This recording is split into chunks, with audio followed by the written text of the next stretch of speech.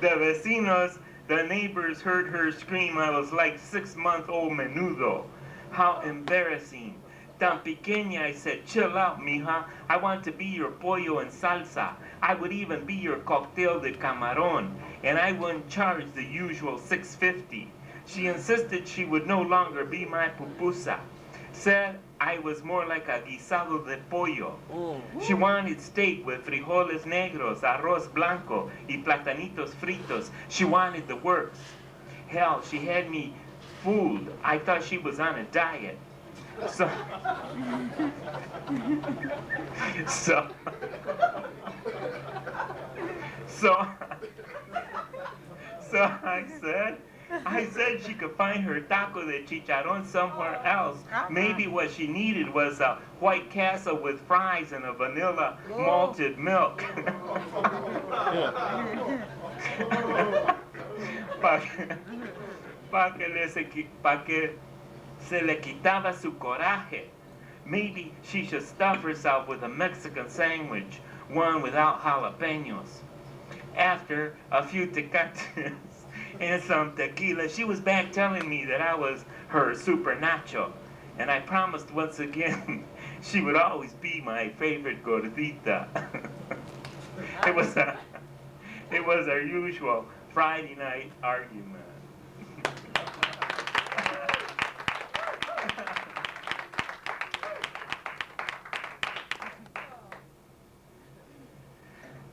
I'm glad we had a bilingual audience here to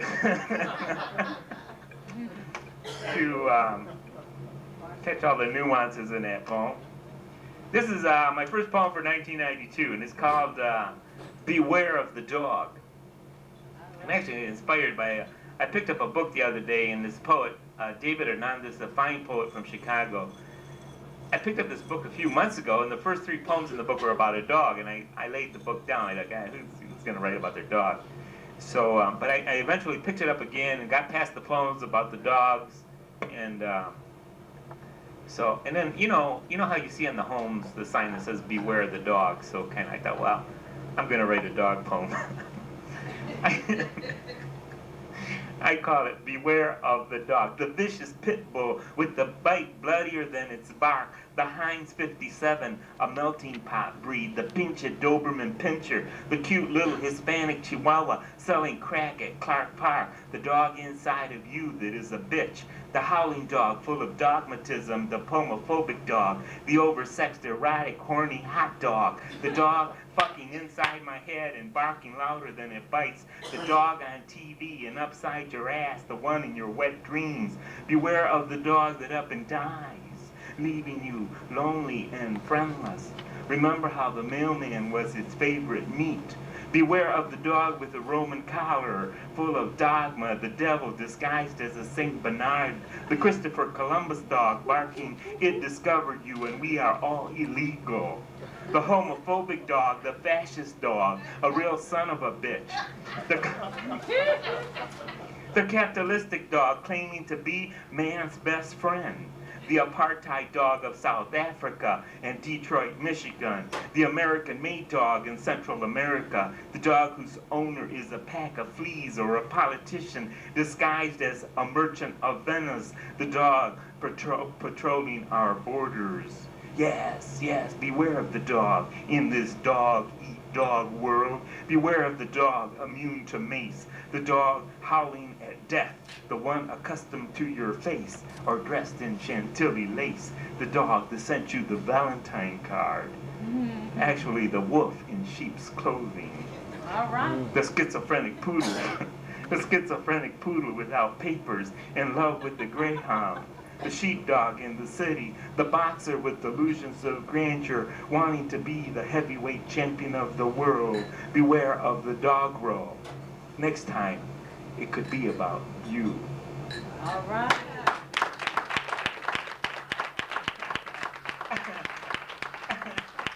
No, beware the dog. Beware the dog that sent you the Valentine card. We're going to take a 5-minute break and be back with our featured reader. Patronize Alexander's from this. We live in an era of crisis and turmoil. And just when you thought there weren't any possibilities left, comes Sharon Smith's night with Wine Sip, an organ-stirring potpourri of love, wit, love, and hurt. This is a definite female experience of rhythm and female and male exploration. So, without further ado, organ stimulator. let's give a nice horizon. Let's give a nice horizon in poetry. A nice horizon in poetry. Welcome to Sharon Smith's night. Sharon Smith's night. Sharon. Wine. Came out Woo. Organ stimulating. Well, you're organ stimulated, sure. Love. Okay. I want to say that the last time I was featured here, Ron mentioned that I was the very first featured reader in the series. And of course, this wasn't the first series that we'd been together. We had gone to, are we able to do this tonight? I wonder. We had been at Cobb's Corner prior to coming here. Right. And before that, I don't know where Ron was, but I know that I was over at Broadside. I was over at the Crummell Center with Dudley Randall at his series. So I've been doing this for a minute, longer than I care to think about. And I want to thank Ron for introducing me and also writing this stirring introduction to my book. I want to start off with the first poem that sort of tells you a little bit about me and my poetry of men and women. Once Dudley Randall introduced me like this. He said, "Ladies and gentlemen, I want to present to you Sharon Smith Knight. She does poems of men and women." Whoa. And I love that line. So this is really for Dudley, as it's dedicated in the book, of men and women. I've been called a people's poet. I write about reality, my world as I have come to know it, inspires writing poetry. My poems are meant to capture feelings unexpressed in humankind. And no one ever has to wonder what is on this poet's mind. I write poems of pain and passion, lust and longing, ecstasy. I write poems of life and feelings, and I record them honestly. You see, I write for the common people, and finally let the record show that I write poems of men and women. I write about the things I know. Thank you. Oh, yeah. All right. Yeah. This is, I'll read a couple of little tame poems that sort of work up to some of the more serious things. I'm going to read some things that I very rarely read, and I was quite frankly astonished when they were selected to be published, you know. These are like some personal feelings. And sometimes, for whatever reason, I couldn't tell you, but sometimes my mind is on food. So this particular first food is called onions.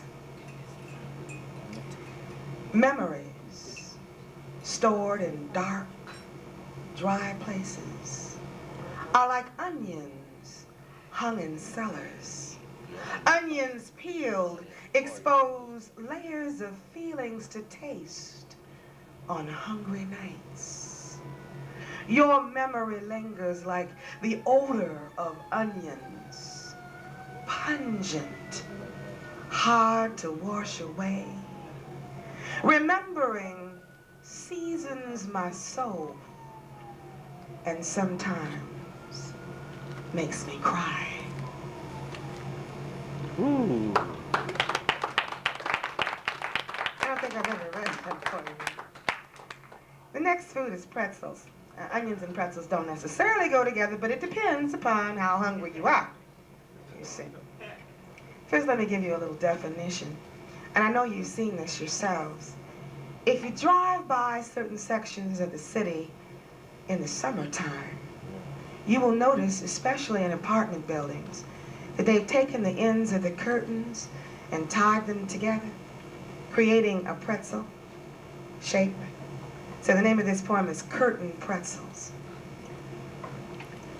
In my small apartment, the summer heat hangs in clusters as sleep eludes us on steamy July nights, and moist thighs stick to cotton sheets. And we make curtain pretzels to catch a fleeting breeze as we lie, two candles burning, melting, flowing into each other. Ooh. Organ stimulated. Oh, I want to make sure your organ's properly stimulated. I wrote this for my friend Edgar Allan Poe, one of the few poets that I was asked to read when I was in school that I liked. And so this is for Ed. See, I know him real well. And if you think about the poem The Raven, you'll understand this a little bit better. Okay? Quote the raven, nevermore to that. Muddy water. Yesterday, love was a river, running deeply, crashing, surging, foaming as it met the shore. Today, love is a puddle, green and stagnant, muddy water, nothing more. All right. No. A couple of other rare things that you may or may not have heard. This is one, another surprise. You know, when I submitted the poems to Broadside Press, she asked for 50, I gave her 80. She picked 60 or whatever it is. And I was shocked. Some of them I just knew, this is a dog. Trino, this is a dog. And this is not going to be selected. But this was, and this is one of my favorites, but most people, it's sort of abstract. You know, I very rarely do abstract stuff. My stuff hits you on the head. You don't need a thesaurus, any reference material, you understand. And that's because I write not for the academic necessarily. I hope they understand this. Was that a low blow? Oh yeah, right. You see? But I write for everyday people who, especially those who hate poetry. You understand? Come on now. And so here we go with cold turkey. And I would advise you to think about the latest anti-smoking commercial that you've heard. He left, decided to quit cold turkey, and she, a cigarette half smoked, was crushed heart first beneath his feet. For life and breath, he told her, and through the crumpled pack beside her smile, when he extinguished love. Hurt me. Word. This is what I'm not going to read that. I changed my mind. I want to do this one. Let me hear that one. You want the one I didn't want to read, right? Right. Let me hear that one. Okay, that's in the mail. Okay, this is called Reflection. Now, you know, this is really surprising. I said one poem called Reflections and one called Reflection, singular plural.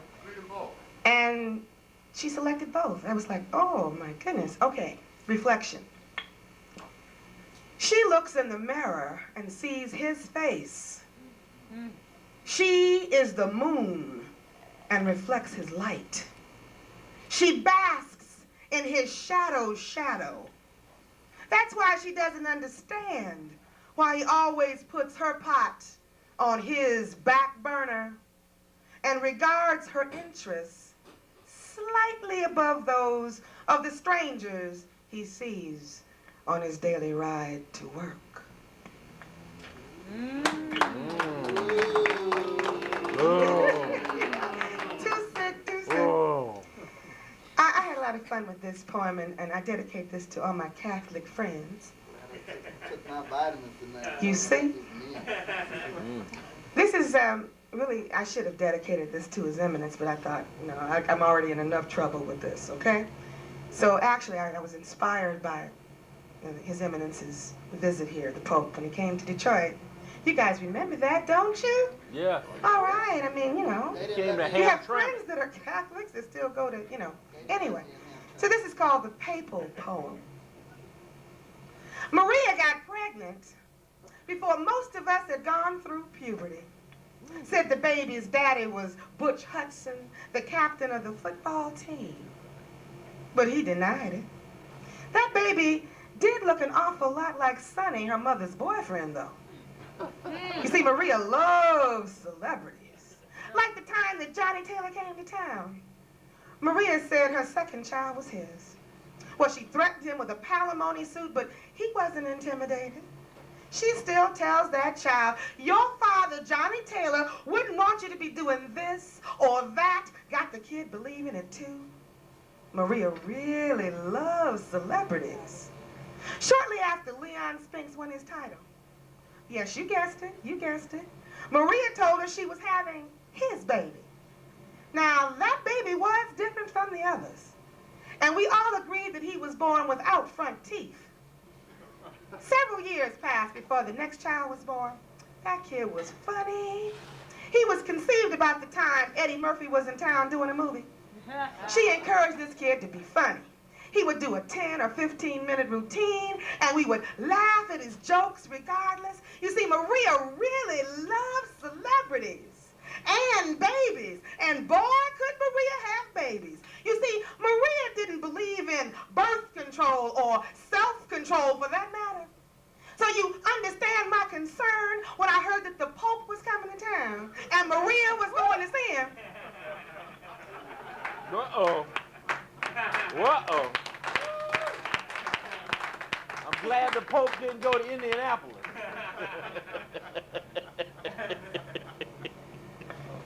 Thank you so much for that comment. That's good. I like that. I want to Organ stimulation. stimulated something in me, darling. An allergy. Let me do this one to sort of change your mood. I want to play with your mind for just a second. I want to take you down a bit, and then I want to bring you up if I can. Play with this mind here. This is a poem that I don't know how many of you got a chance to hear in Kenge's show yesterday. That woman is so easy to talk to. It's like really sitting in her living room. And I just cut loose on that show like I was at home, you know? And this is one of the poems that I read for her. It's called Mama Poem. I want to write a poem for you, Mama. A poem that will last for as long as I hope you will. Not a sad poem, not a eulogy. I want to write a thank you for everything love poem that tells you how I feel about you now. I look into your eyes and see them glazed with pain. And I can't help but ask, why you, Mama? Your eyes used to dance, and now they shuffle. But when I think about our lives together, it gives me strength and comfort. I remember cold, hard, before civil rights legislation, project times. I recall cooking on Sterno, playing Monopoly by candlelight, and carrying drinking water from a neighbor. I recall how your culinary magic transformed government commodities into gourmet treats. I recall combing your long brown hair And Kenny is going to that plug in the nestled into poem. pearls And we're on a listening to strong Sharon black back. Smith. I remember you in a bathing suit, turning heads on the beach, and my boyfriends finding you more attractive than Get me. out. I recall one particular day in February when I had nothing but ragged gym shoes to wear. And to my prayer was seventh grade given by the class. Reverend Holy Ghost. And you removed Kenny, the shoes I'm from talking. your feet so that I Oh, could Kenny. walk the 2 miles to school. Often I think about how you encouraged me. Even my most meager accomplishment brought praise from you. And all my good papers were prominently displayed on the refrigerator for everyone to see. I remember doing shows for you, singing off-key or playing my violin to an always appreciative audience. I recall the laughter and the pain, the joy and the tears, and I still have to ask, why you, Mama? Is it because only the most perfect gems are removed and polished? Is it because only the best students are chosen to represent a class? Is that why we only cut the most beautiful today? I only hope I told you I loved you enough. I know I didn't see you often enough. I only hope I had the good sense to hold you once again, have one more conversation with you, learn one more lesson of love. I hope you know how much I appreciate you. And yes, most of your advice was good. I want you to know that you did a good job with me. And I'll be all right. And you'll always be with me. Our bond is stronger than any separation. And so I leave for you this special loving poem and realize that you too left a poem for me. You wrote it with your life.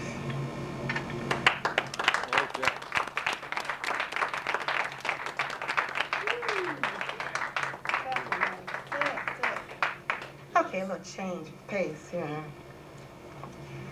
We always have to sort of balance ourselves here. I want to do something rather interesting for you here. Most of these poems are of a more conservative nature than I'm known for being. I would say they're just slightly conservative.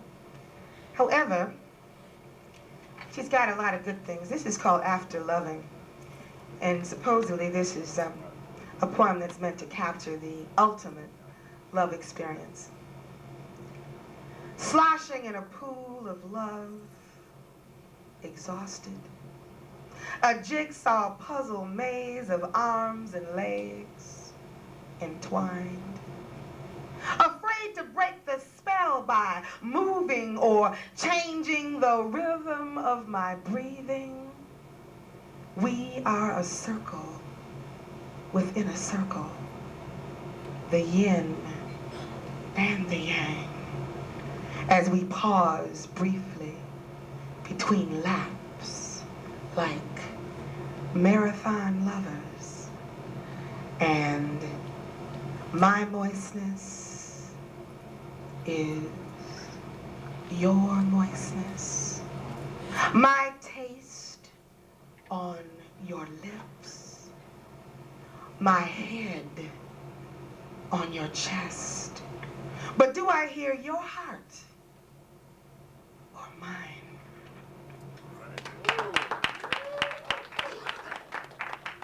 My friend Marianne, who's sitting over at the far table, constantly tells me that I always forget to do one of her favorite poems. And so it's not in the book, so I'm going to do this, watch this. You know, I never do these things without some kind of paper, right? So here goes. This is a small poem. I hope I don't screw it up. This is Moist. You make me moist. Spring rain, morning dew, moist. Shower fresh, lick my lips, moist. Steam heat, change my panties, moist. Wet me, soak me, drench me in liquid love. Did you die? You're gonna get a shock beyond belief. Okay. I'm just wet. You see? Well, dry off, honey. I got one that's gonna shake your mind. This is let me do this first. This is a real requested poem. It's not really old. It's maybe a year old. Maybe not quite a year old. But whenever I'm somewhere, people say, why don't you do the one about the snake? You know the one? So this is for those people. This is snake eyes. You slithered into my life with your forked tongue and your smooth skin and your snake eyes. You hissed, and I was mesmerized, and soon discovered that I had no antidote for a snake bite. You coiled yourself around my heart and squeezed the breath out of this relationship.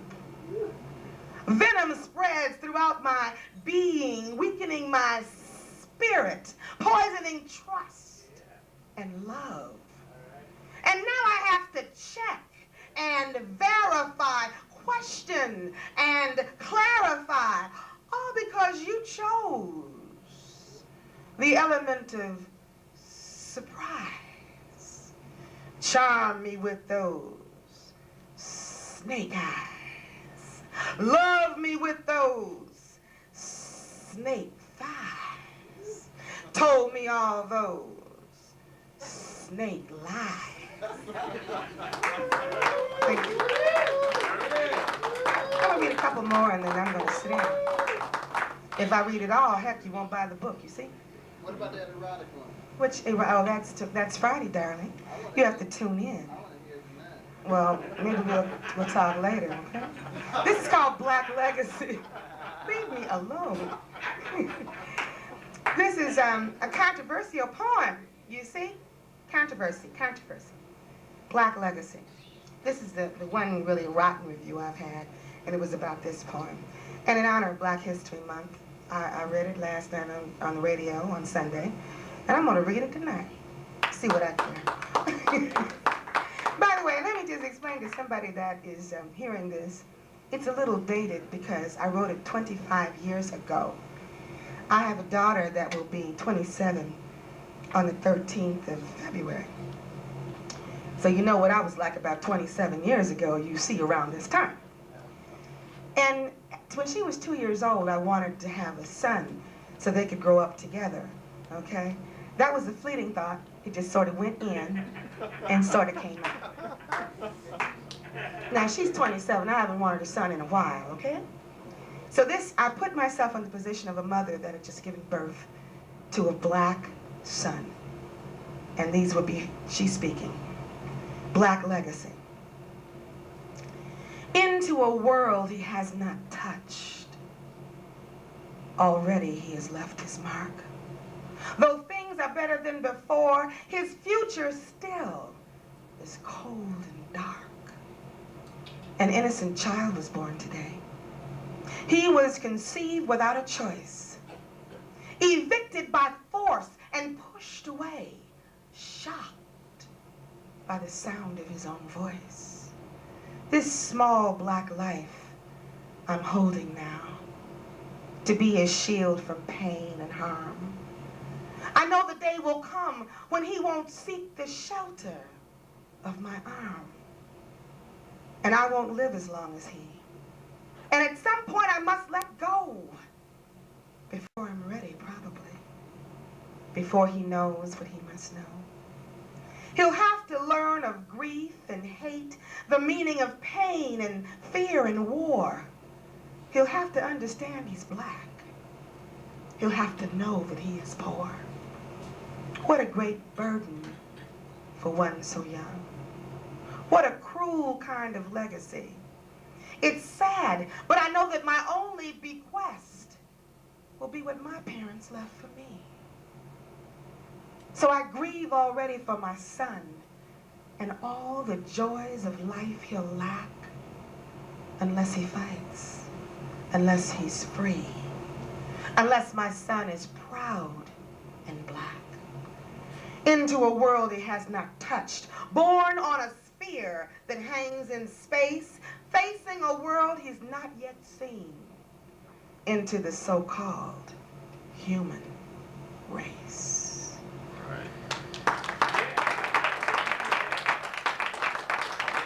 It's vintage Smith night. poems, and then I'm going to sit down. I want to do projects for you. And once again, I was very pleased that Hilda Vest decided to publish this particular poem, because I was just showing her what I'd done that was new, and I'd already submitted the final poems. She said, oh no, I got to have this one. I was like, okay, thank you. The experience, and you might be able to identify this. I grew up in the projects, okay?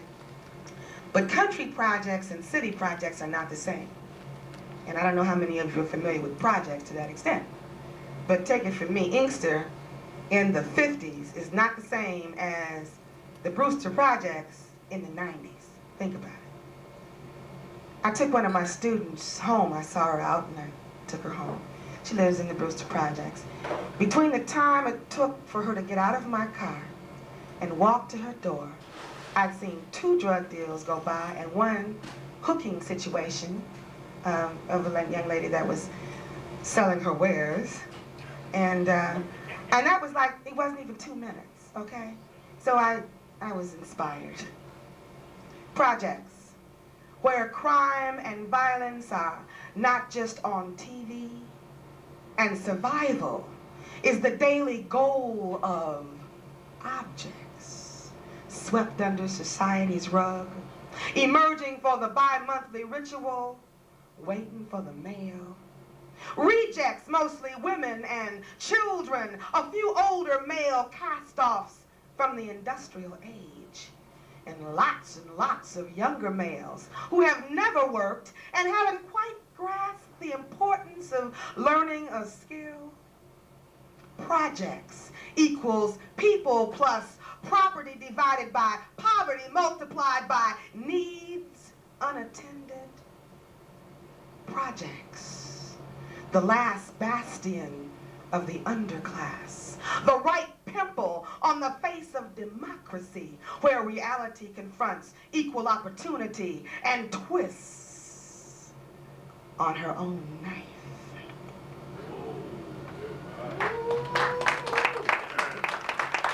I want to close with the title poem. I would say that,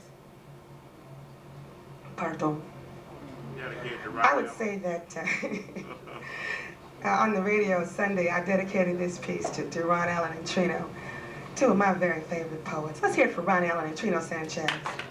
It's a dual applause. I tell you, 2 of Detroit's finest, and I don't mean they're police officers, okay? But we knew that when you You said knew that. finance. You knew that. Oh, shame on you, for shame. He's been listening to those rap songs, you know, do it to the police. Okay, no, we're not saying that. Some fine police officers. Don't let me get stopped tonight, please, Lord. Oh, my goodness. So this is the ultimate love poem, and since it's so close to Valentine's Day, for your Valentine, for you, and every juicy man in the house, that should cover about everybody. Here is Wine Sip for you. If you were a vintage bottle of wine, and I could fill my cup, I'd savor your essence for a time, then slowly I'd drink you up. I'd let you linger on my tongue, delight my palate with your bouquet. My lips would bathe in your crimson pool, and I'd sit and sip all day. If you were a vintage bottle of wine, all mellow and aged in wood, I'd whirl you and twirl you around my mouth and hold you as long as I could. I'd drink from you slowly and deeply and make your flavor last. And I wouldn't stop to the very last drop.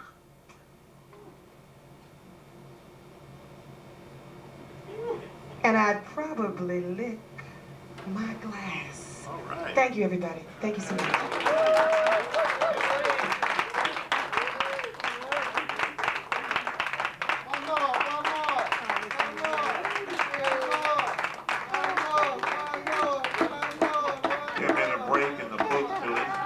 Sip and other delicious poems are available at the front table. Thank you. Sharon Smith Night, everyone. Sharon Smith Night. The title of a poem and the title of the book, which eventually became the title of the book, is called Why Am I So Brown? And someone's asked if I would read that tonight, so I'd like to start off the second half of the open mic with that poem. It's called Why Am I So Brown? It's a question a young girl asks of her father, and it's her first encounter with racism on the school playground in Saginaw, Michigan.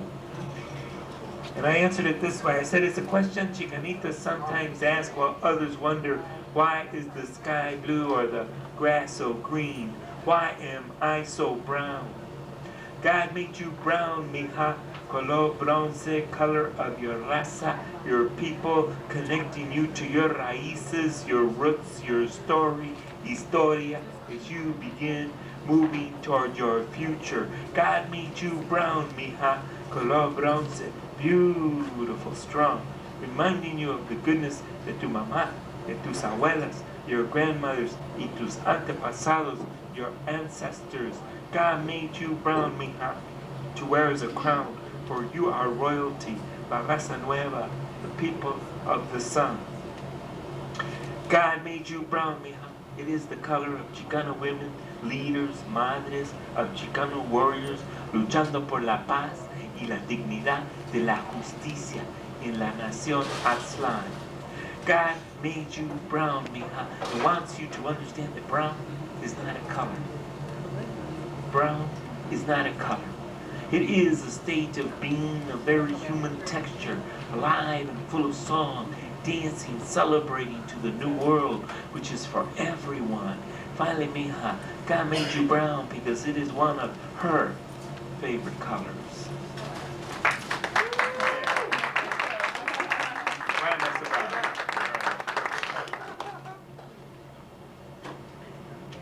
Let's continue with our list, and a new name here that I don't recognize. Let's give her a warm welcome, Belinda Lewis. Please welcome Belinda Lewis to the mic. Hi,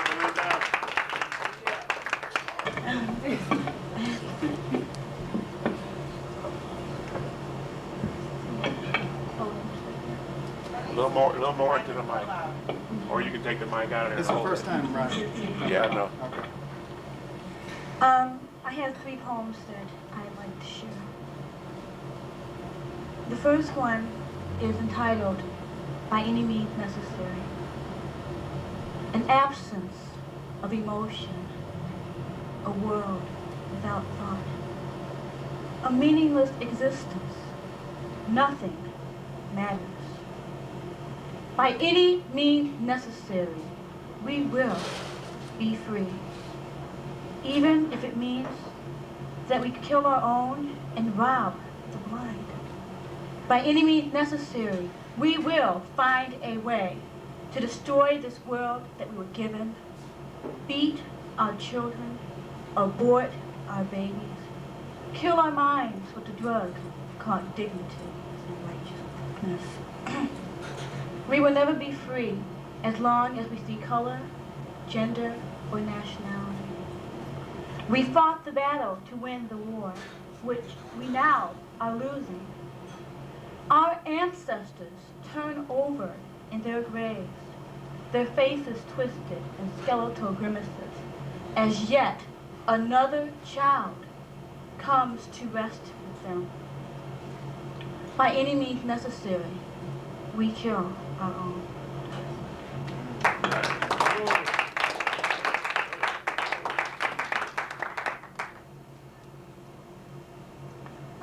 My next poem is entitled Baby Talk.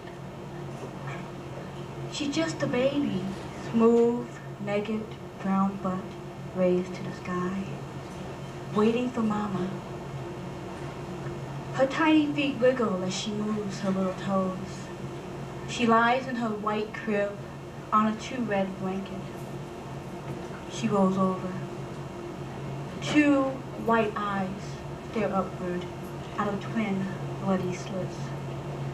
Her tiny mouth is covered with red foam. She can't cry. Mommy will hear her. Then she'll come and finish the job. She completes the roll and lands on her unperfect face. All that they can see is her tiny, perfect back, instead of the tears that roll down her cheeks and the echoes of her silent cries.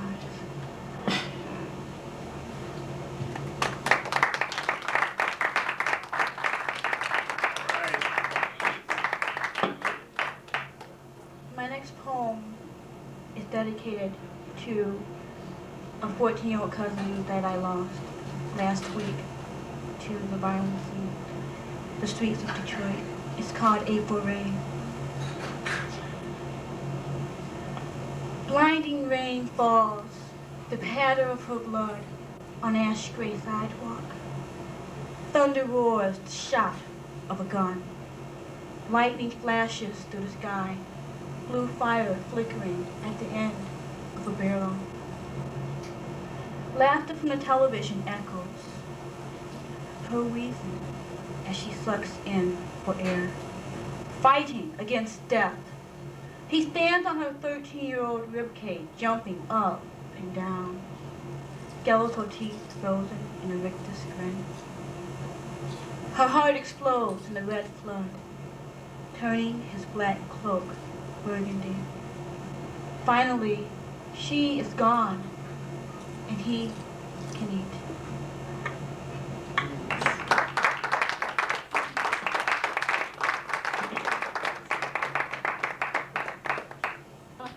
Let's give her another round.